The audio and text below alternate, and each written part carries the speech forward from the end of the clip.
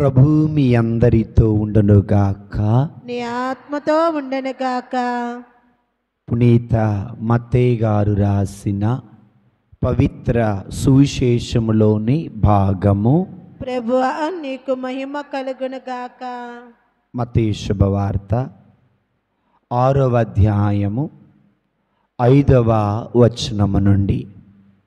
మత్తయి శుభవార్త 6వ అధ్యాయము 5వ వచనము నుండి. కపట భక్తుల వలె మీరు ప్రార్థన చేయవలదు.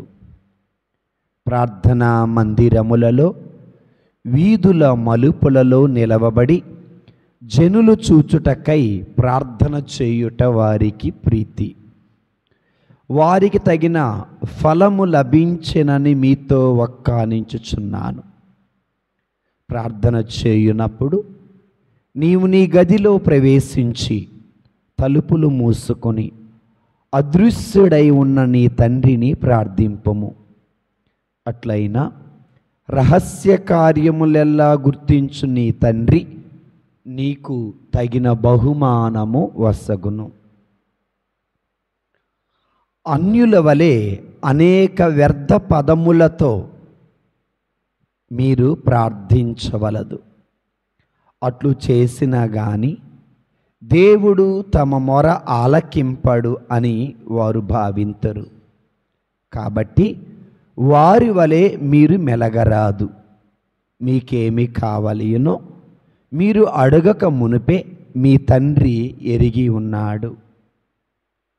మీరు ఇట్లు ప్రార్థించుడు: పరలోకమందున్న మా తండ్రి, నీ నామము పవిత్రపరచబడునుగాక, నీ రాజ్యము వచ్చునుగాక, నీ చిత్తము పరలోకమందు నెరవేరినట్లు భూలోకమందు నెరవేరునుగాక. నేటికి కావలసిన మా అనుదిన భోజనము మాకు దయచేయము.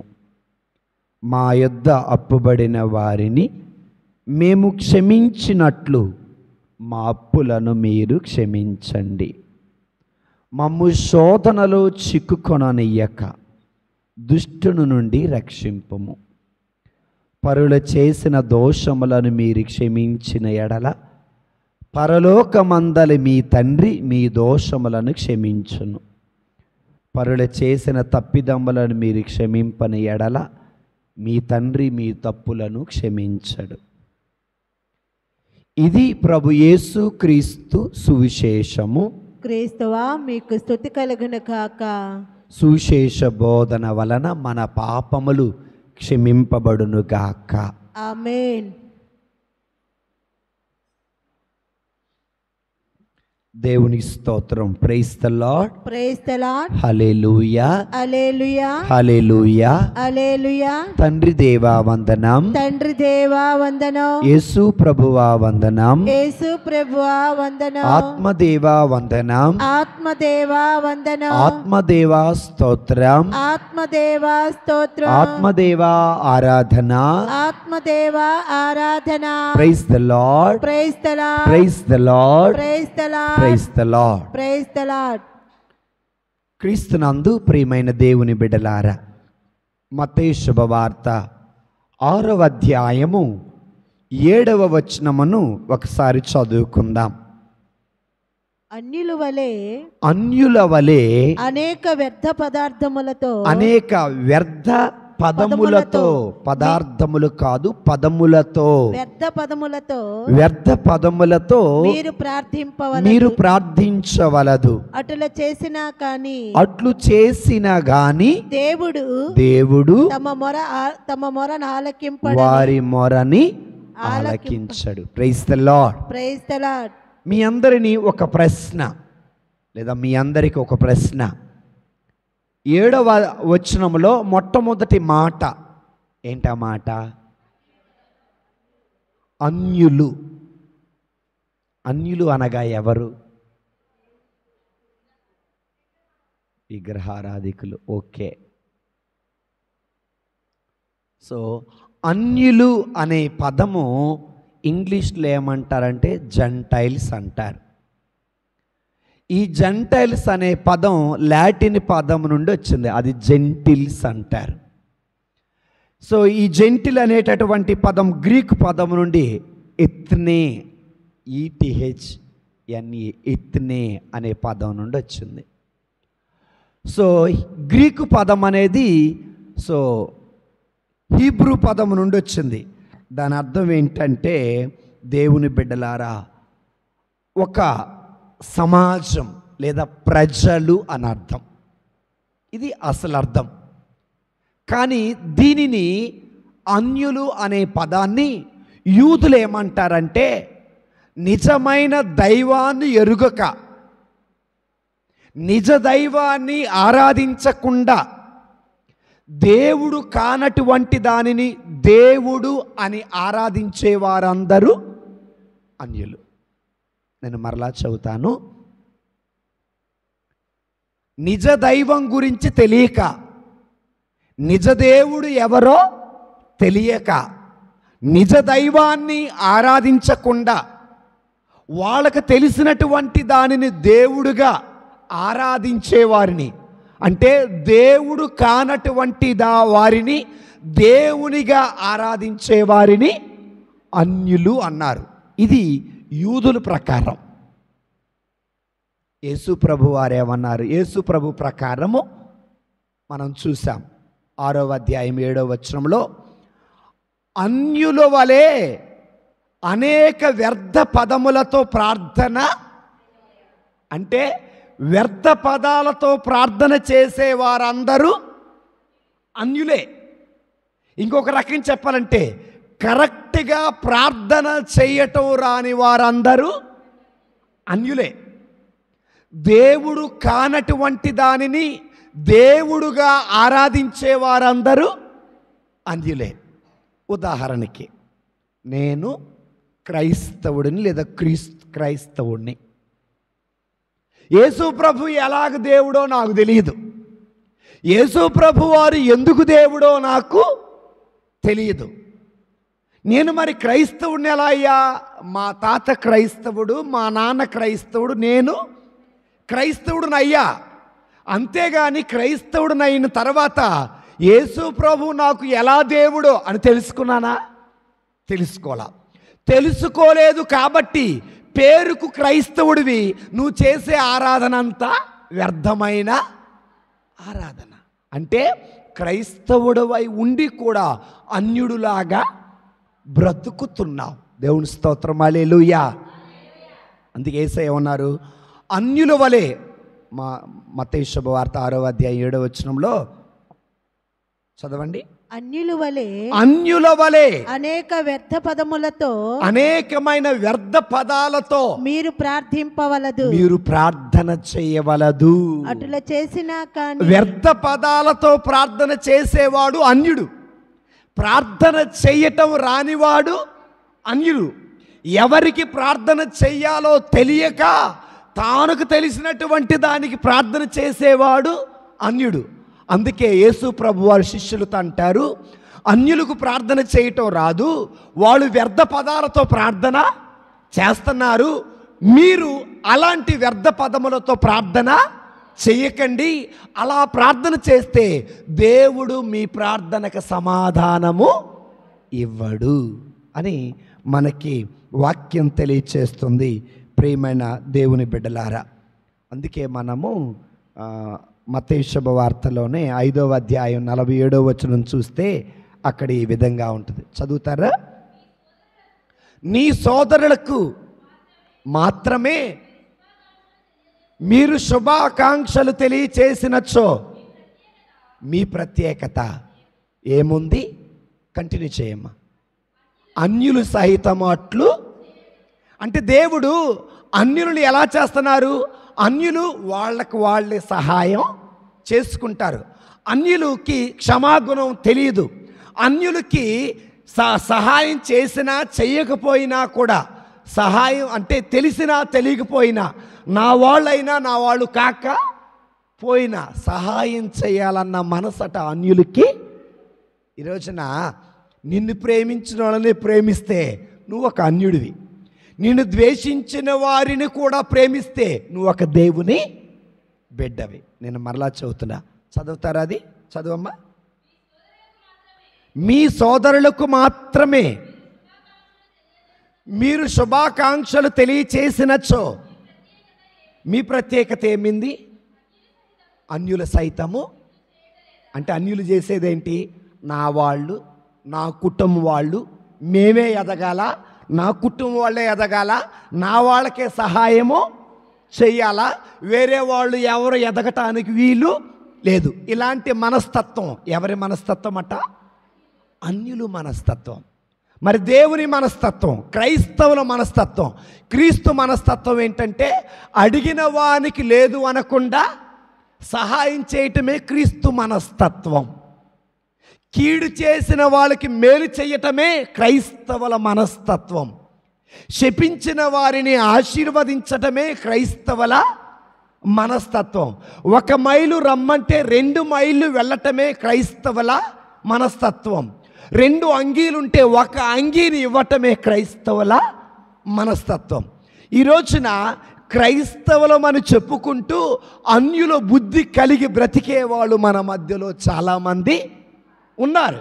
నా వాళ్ళే, నేనే బాగుండాలా, నేనే తినాలి, నేనే ఎదగాలి, నేనే సంతోషంగా ఉండాలి, ఎదుటి వాళ్ళు నాశనం అవ్వాలి అని అనుకునే మనస్తత్వం అన్యుల మనస్తత్వం. మన మనసు అలా ఉండకూడదు. అందుకే అన్యుల వలె ప్రార్థన చెయ్యకండి, అన్యుల వలె ప్రేమ కూడా చూపకండి. అన్యులు వాళ్ళనే ప్రేమించుకుంటూ ఉంటారు అని మనకి వాక్యంలో తెలియచేస్తుంది. అంటే దేవుని మనస్తత్వం లేకుండా, దేవునిలాగా ఆలోచించకుండా, దేవునిలాగా ప్రవర్తించకుండా లోకానుసారం నడుచుకునే వాళ్ళందరూ అన్యులే. బాప్తిజం తీసుకున్నంత మాత్రాన దేవుని బిడ్డవి కావు. బాప్తిజం తీసుకున్న నీవు నీ మనసు క్రీస్తు మనస్సులాగా మారాలి. అన్యుల మనస్తత్వమును వదిలి దేవుని మనస్తత్వం కలిగి ఉండాలి. అలా దేవుని మనసు కలిగిన వారందరూ క్రైస్తవులు. దేవుని మనసు లేని వారందరూ క్రైస్తవులని పిలువబడుతూ అన్యులులాగా బ్రతుకుతూ ఉన్నవారు. హల్లెలూయా, హల్లెలూయా, హల్లెలూయా. అందుకే మత్తయి యోహాను శుభవార్తలో 4వ అధ్యాయం 8వ వచనం చూడండి.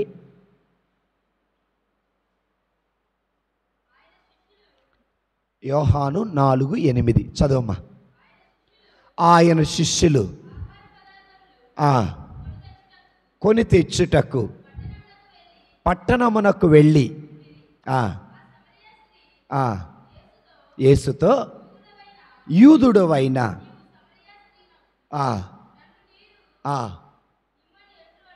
ఇమ్మని ఎట్లా అడుగుతున్నావు? ఇది మీకు తెలుసు. సమరయ స్త్రీ ఎక్కడికి వెళ్ళింది? ఇది ఎందుకు వెళ్ళింది? సమరయులు దేవుని గుర్తెరగని వారు. అందుకే సమరయ స్త్రీతో ఏమంటారు? నిజమైన ఆరాధికులు ఆత్మయందును సత్యమందును ఆరాధించాలని చెబుతారు. అంటే సమరయులు నిజమైన దేవుడు ఎవరో తెలియని వారు. అందుకే సమరయ స్త్రీ ఏమంటుంది? నీవేమో యూదుడివి, నేనేమో సమరయురాలం, మీకు మాకు ఎలాంటి పొత్తు, సంబంధం, రిలేషన్ అనేది లేదు. ఇక్కడ దేవునితో రిలేషన్ లేని వారందరూ అన్యులే, దేవునితో సంబంధం లేని వారందరూ అన్యులే. దేవుని స్తోత్రం. హల్లెలూయా, హల్లెలూయా, హల్లెలూయా. ఉదాహరణకి మాత్రమే మౌనికాకి నానికి గుళ్ళో పెళ్ళయింది. ఓకేనా? పెళ్ళైన తర్వాత గుళ్ళో పెళ్ళి మాత్రమే అయింది. పెళ్ళైన తర్వాత భార్య దేవునితో సంబంధం కలిగి జీవిస్తుంది, భర్త దేవునితో సంబంధం కలిగి జీవించటల. వీళ్ళిద్దరిలో దేవుని బిడ్డ ఎవరు? అన్యులు ఎవరు?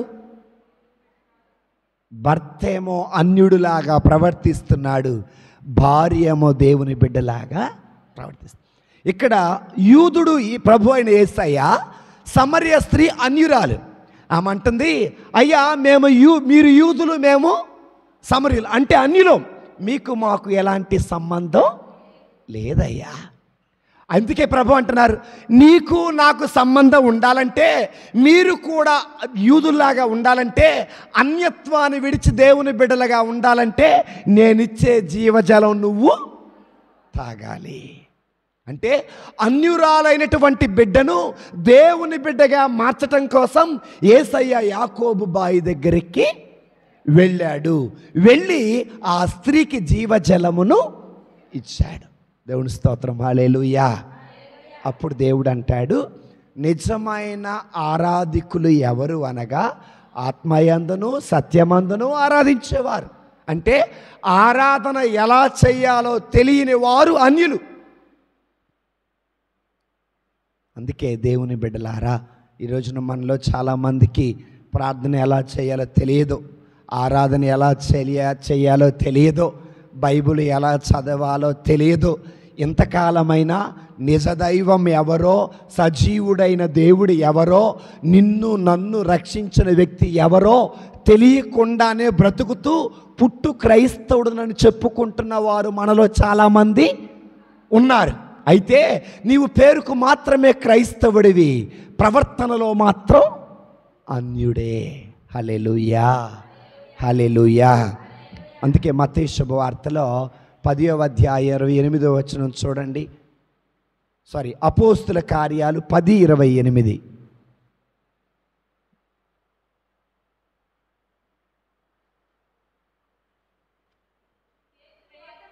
పేతురు వారితో, యూదులు మతానుసారము అన్యులను దర్శించుట లేదా వారితో చెలుము చేయుట తగదు. ఇక్కడ అర్థమైందా? వినండి జాగ్రత్తగా. మరలా చదువుతారు, నీటికి చదవాలి. 28వ వచనం. పేతురు వారితో, యూదుడు తన మతానుసారం అన్యులను దర్శించుట లేక వారితో చెలిమి చేయుట తగదు అని మీకు బాగుగా తెలియను కదా. అంటే దాని అర్థం ఏంటి? ఒక యూదుడు వెళ్ళి అన్యుడితో సహవాసం చేయకూడదు. ఇది ఎప్పుడో తెలుసా? యేసు ప్రభు రాకముందు. ఎవరు రాకముందు? యేసు ప్రభు జన్మించకముందు ఒక యూదుడితో అన్యులు ఎవరు మాట్లాడకూడదు. అన్యుల ఇళ్ళకి యూదులు ఎవరు వెళ్ళకూడదు. ఎందుకనగా వారు అపవిత్రులు, ఎందుకనగా వారు వెలివేయబడిన వారు, ఎందుకనగా వారు పాపాత్ములు. అందుకే దేవుని గుర్తెరిగిన 12 మంది జాతులు, ఇశ్రాయేలు జాతులు వాళ్ళెవరు అన్యుల ఇళ్ళకి వెళ్ళటానికి వీలు లేదు. ఎప్పుడిది? యేసు ప్రభు పుట్టక ముందా పుట్టిన తర్వాత? పుట్టకముందు. యేసు ప్రభు పుట్టిన తర్వాత మారిపోయినంత యూదులు అన్యులకు కూడా దేవుడు అవకాశం ఇచ్చాడు. అదే మనం చూస్తాం కదా. యెషయా గ్రంథంలో 42వ అధ్యాయంలో 1వ వచనంలో చూద్దాము. 6వ వచనం, 2వ వచనాలు చదువుకుందాం.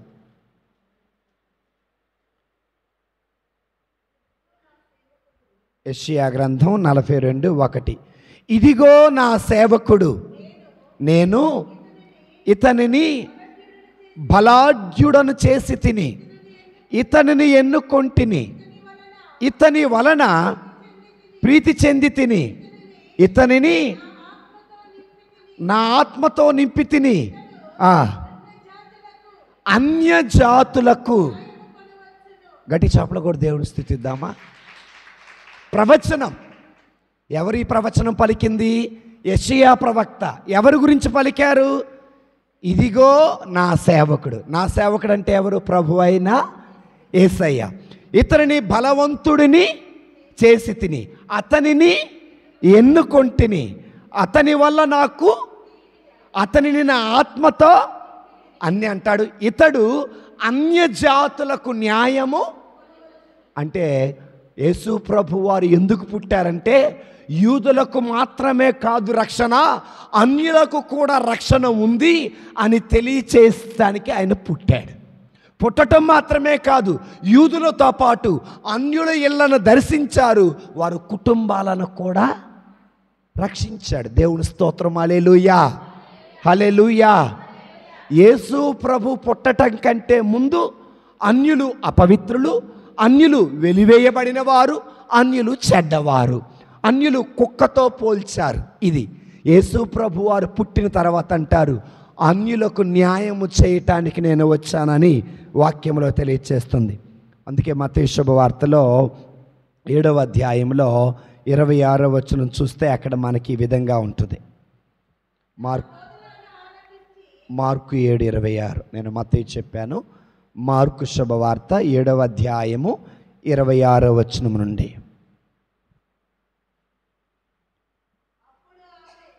వేరే వాళ్ళు చదవండి. అందుకు యేసు ఎన్నో వచనం చదువుతున్నామమ్మా? 26వ వచనం. దయ్యము పట్టిన తన కుమార్తెను స్వస్థపరచమని ప్రార్థించెను. ఆమె ఏ దేశమట? గ్రీసు దేశీయురాలు. షిరోఫెనిషియాలో ఆమె పుట్టినది. ఈమె ఎవరు? అన్యురాలు. ఈ అన్యురాలు తన కూతురికి దెయ్యము పట్టినదని యేసు ప్రభు దగ్గరికి తీసుకొచ్చింది. అప్పుడు యేసయ్య ఆ బిడ్డకి స్వస్థత ఇచ్చాడా లేదా? ఇచ్చాడు. అంటే దాని అర్థం ఏంటి?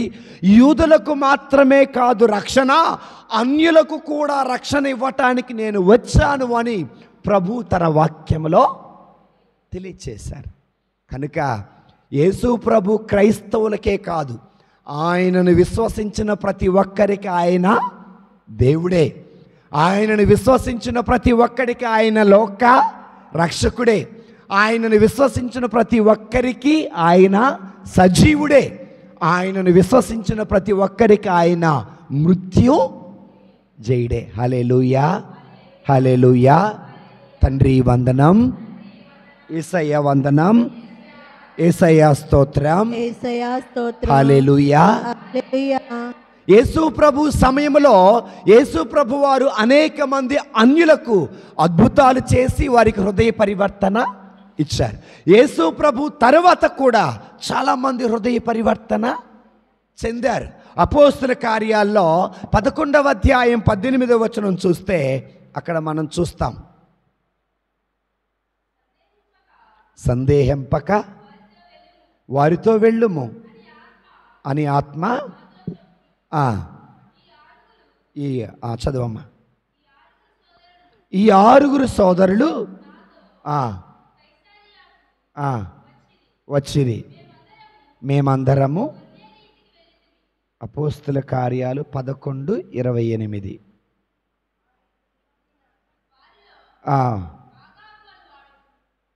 అపోస్తుల కార్యాలు 11:18 చదువమ్మా. 18. వారు అది విని విమర్శించుట మానివేసి పశ్చాత్తాపడి నిత్య జీవము పొందుటకు దేవుడు అన్యులకు కూడా ఎవరికి అవకాశం ఇచ్చారు? మనం అవకాశం ఇస్తున్నావా? నీ ఇంట్లోనే పుట్టు క్రైస్తవులని పిలవబడుతూ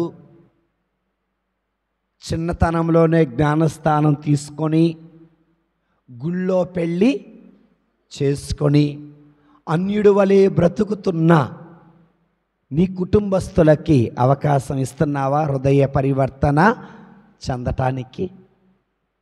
అందుకే చక్కగా అది విని విమర్శించటం మానేసి పశ్చాత్తాపడి నిత్య జీవము పొందుటకు దేవుడు అన్యులకు కూడా అవకాశం ఇచ్చాడు. క్రైస్తవ దేవాలయాలలో అందరికీ అవకాశం ఉంది. క్రైస్తవ దేవాలయం అంటే ఒక కులానికి మాత్రమే చెందింది కాదు, ఒక ప్రాంతానికి మాత్రమే చెందింది కాదు, ఒక జాతికి ఒక వర్గానికి మాత్రం చెందింది కాదు. క్రైస్తవ దేవాలయంలోకి అందరూ రావచ్చు, అందరూ ప్రార్థన చేసుకోవచ్చు, అందరూ హృదయ పరివర్తన చెందొచ్చు, అందరూ రక్షణ పొందొచ్చు, అందరూ జీవము కలిగిన దేవునికి ఆరాధన చేయొచ్చు. వాళ్ళు మాత్రమే రావాలి, వీళ్ళు రాకూడదు అన్నది ఎక్కడ కూడా అప్పటి వరకు ఉంది. ఎప్పటి వరకు ఉందంటే చెబుతా వినండి. యేసు ప్రభు వారు చనిపోయారు, శిష్యులు దేవుని సువార్తని బోధిస్తున్నారు, అనేక మంది హృదయ పరివర్తన చెంది బాప్తిజం తీసుకుంటున్నారు. అయితే దేవుడు ఏం చేశాడు? సౌలుని పౌలుగా మార్చి అన్యులకు సువార్త బోధించటం కోసం ఆయనని నియమించాడు. అయితే ఎవరైనా కూడా బాప్తిజం పొందాలంటే సున్నతి తప్పనిసరిగా పొందాలి. ఏం పొందాలి? సున్నతి పొందాలి. కానీ పౌలు గారు ఎవరికైతే వాక్యము బోధించి బాప్తిజం ఇచ్చారో వారికి సున్నతి అనేది అవసరం లేకుండానే పరిశుద్ధాత్మ దేవుడు వారి మీదకి దిగివచ్చి తన ఇష్టాన్ని తెలియచేశారు. ఇక మరి పౌలు తరపున వారు, శిష్యుల తరపున వారందరూ ఏకమై తర్కించుకుంటున్నారు. కొంతమంది ఏమన్నారు? సున్నతి పొందితేనే రక్షణ అంటారు. కొంతమంది ఏమంటారు? సున్నతి పొందవలసిన అవసరం లేదు అని అంటారు. వాదోపవాదన జరిగిన తర్వాత, బాగా తర్కించుకున్న తర్వాత పేతురు గారు లేచి నిలబడ్డారు. ఎవరు? పేతురు గారు లేచి నిలబడ్డారు. అక్కడ ఎంతోమంది సేవకులు ఉండగా పేతురే ఎందుకు లేచి నిలబడ్డాడు?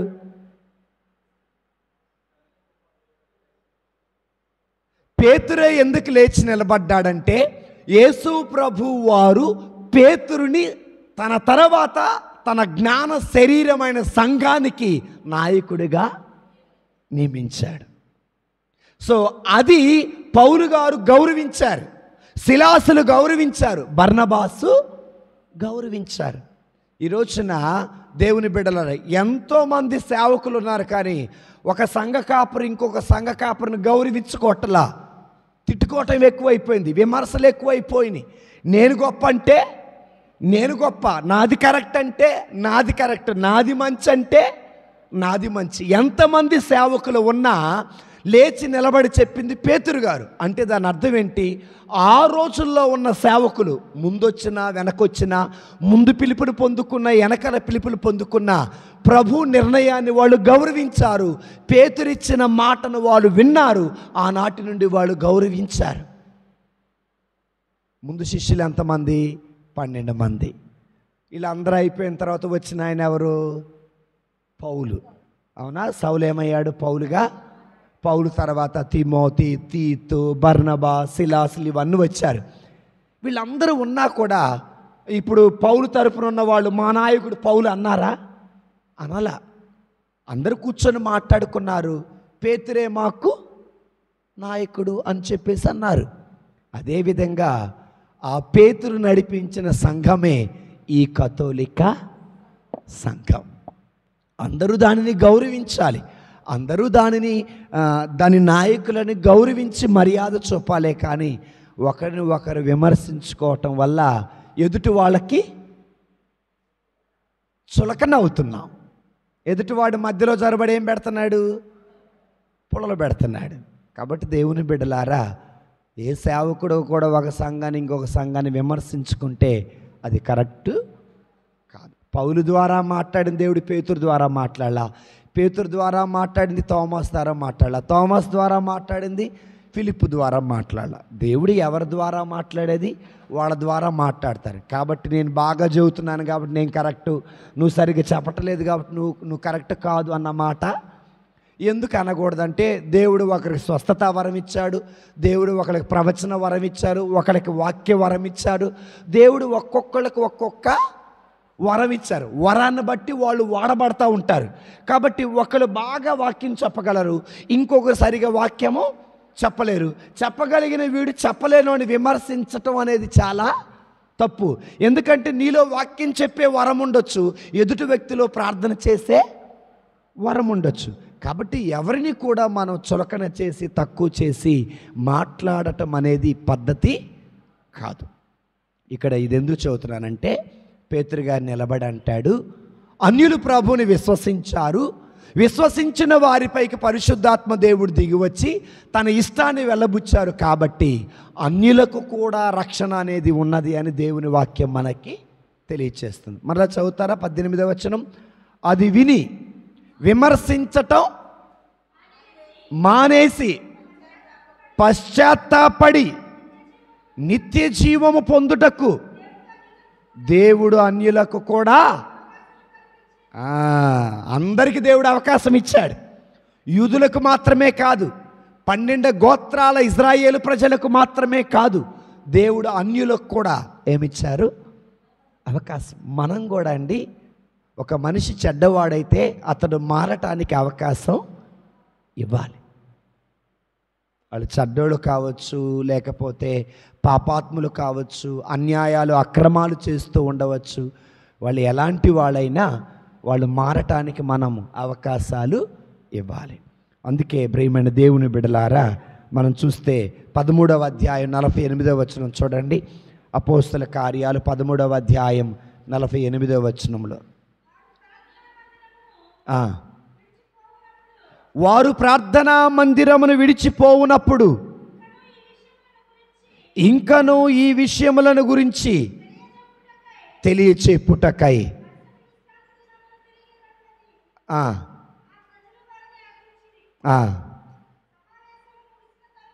సమావేశము ముగిసిన తరువాత చాలామంది యూదులు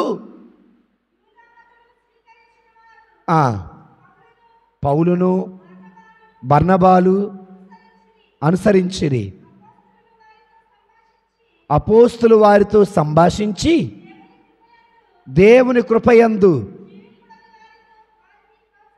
దేవుని స్తోత్రం, హల్లెలూయా హల్లెలూయా హల్లెలూయా. ఇక్కడ మీకు అర్థమైంది దేన్ని వదిలిపెట్టారు? యోధా మతాన్ని విడిచిపెట్టి పౌలు బర్నబాసుని వారు అనుసరించారు. యూదులు ఎవరు అంటే, అన్యులు మా దేవాలయానికి రావటానికి వీలు లేదు అని కఠినంగా కూర్చున్నవారు, యేసు ప్రభుని అంగీకరించని వాళ్ళు. అందులో కొంతమంది యూదులు పౌలు బర్నబాసు వాక్యాన్ని ఆలకించి యూదా మతాన్ని వదిలిపెట్టి యేసు ప్రభు వారిని అంగీకరించారు. అంటే దాని అర్థం ఏంటి? యేసు ప్రభు వారిని అంగీకరించారంటే అన్యులకు కూడా రక్షణ అనేది ఉన్నది, అన్యులకు కూడా నిత్య జీవం ఆకాశం ఉందని తెలియచేస్తూ వారు యేసు ప్రభులోనికి అడుగు పెట్టారు. హల్లెలూయా హల్లెలూయా. కనుక ఇక చివరిగా దేవుని బిడ్డలారా, పౌలు గారు ఏమంటారు ఈ విషయంలో అనేది చూద్దాం. ఎఫెసీయులకు రాసిన లేఖ 2వ అధ్యాయము 12 నుండి చదువుకుందాం.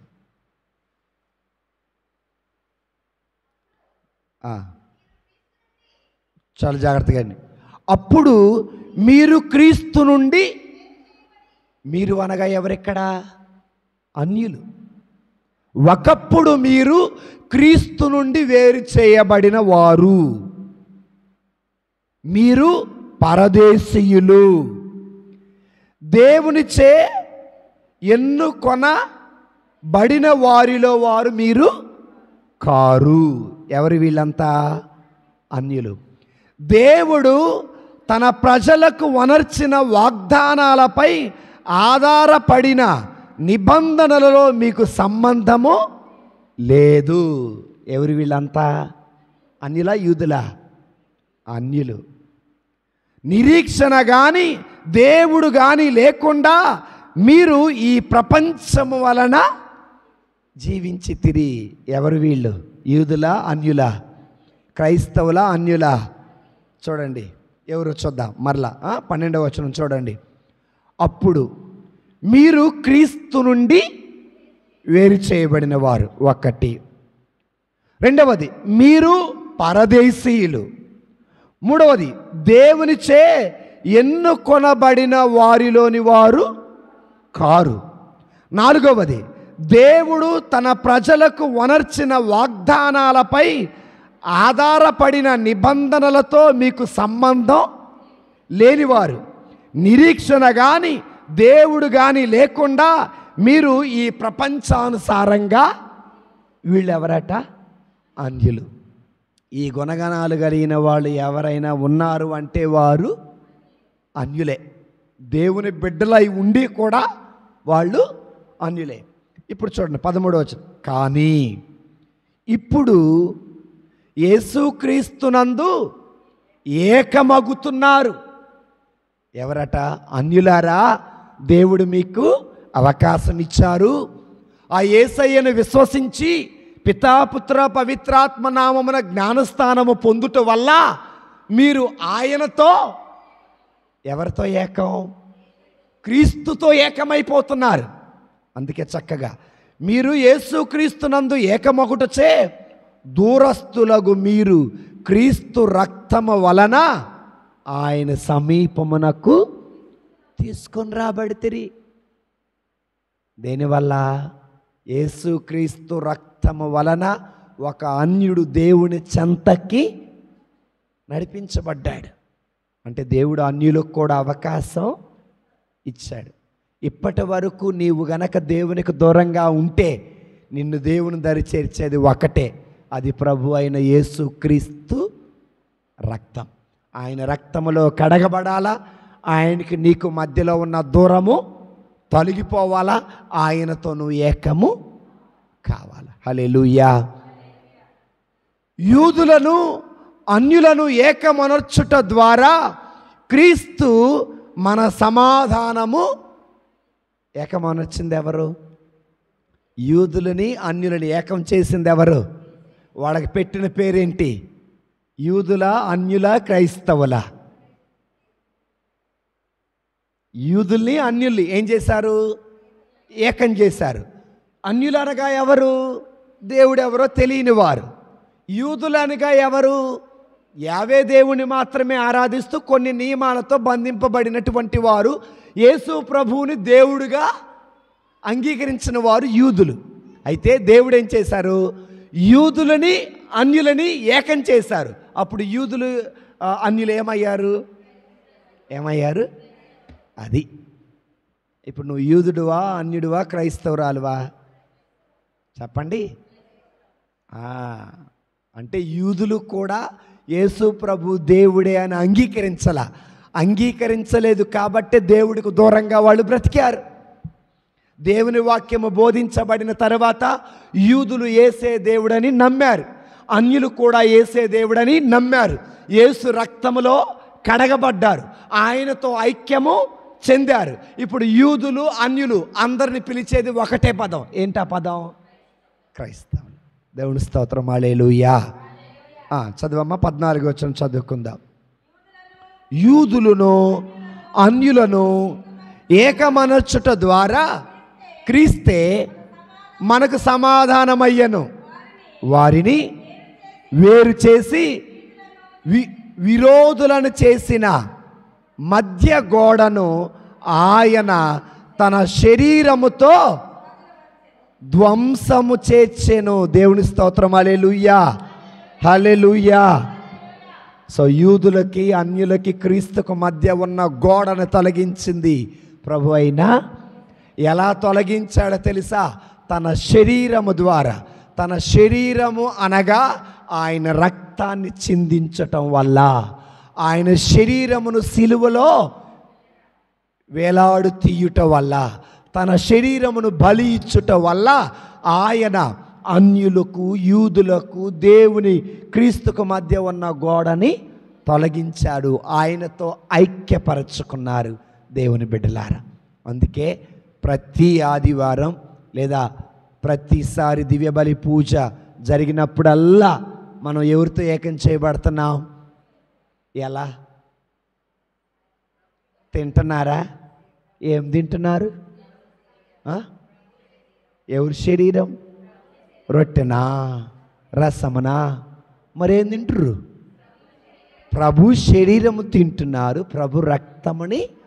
అది మాత్రమే కాదు, ఇది నా తప్పు, ఇది నా తప్పు, ఇది నా గొప్ప తప్పు, ఇక ముందు ఎలాంటి తప్పు చేయనని క్షమాపణ అడుగుతున్నాం. అంటే దేవునితో మరలా సఖ్య పడుతున్నా. కనుక దేవుని బిడ్డలారా, దివ్య బలి పూజ అంటే ఏదో సాంగ్ వచ్చాడు కదా, వస్త్రం వేసుకున్నాడా, ప్రార్థన కాదండి. దివ్య బలి పూజలో నీ పాపాలు క్షమించబడుతున్నాయి. దివ్య బలి పూజలో వాక్యము వింటున్నావు. దివ్య బలి పూజలో నీ ఆత్మ శరీరాలను దేవునికి అర్పిస్తున్నావు. దివ్య బలి పూజలో నీ పాపాల కోసం రక్తం చిందించబడుతుంది. దివ్య బలి పూజలో ఇటు దేవునితో లోకముతో సఖ్యపడుతున్నావు.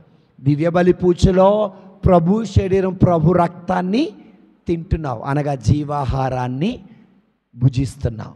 ఎంత శక్తివంతమైనది! కనుక దేవుని బిడ్డలారా, యేసు ప్రభు వారు మాత్రమే అటు యూదులను ఇటు అన్యులను అందరినీ తనతో సఖ్యపరుచుకున్నారు. మనమందరము క్రీస్తు దేహం. హల్లెలూయా! మనమందరం ఎవరి దేహం? క్రీస్తు దేహం. కాబట్టి క్రీస్తు దేహాన్ని మనము పవిత్రంగా ఉంచాలి, కానీ పాప మలినము చేయకూడదు. అలాంటి మనసుని ప్రార్థిద్దాం. పిత, పుత్ర, పవిత్రాత్మ నామమున.